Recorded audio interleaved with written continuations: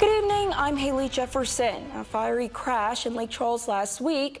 The man involved is a Phelps Correctional Center inmate, suspected of not only drunk driving, but also walking off from a work release job at a Lake Charles restaurant.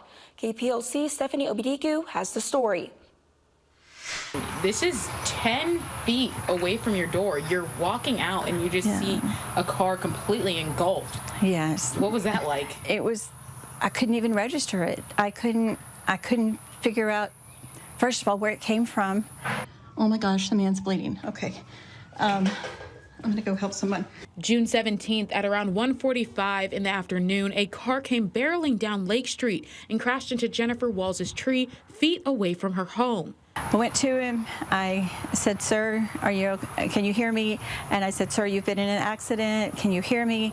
And he opened his eyes and just smiled, just kind of peculiar, like he was in no pain whatsoever. He had everywhere on him, there wasn't a part of his body that was visible that wasn't bleeding, and his shirt was a very large pool of blood on his shirt as well.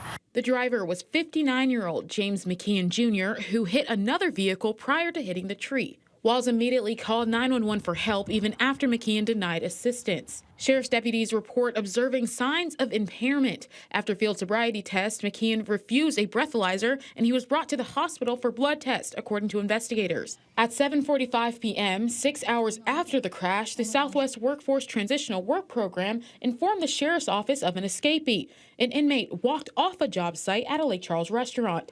Deputies then realized they already had him in custody. McKeon was booked into the Calcasieu Correctional Center late that night on multiple charges. Fourth offense DWI, vehicular negligent injury, and simple escape. Jail records show he was already serving time for a DWI.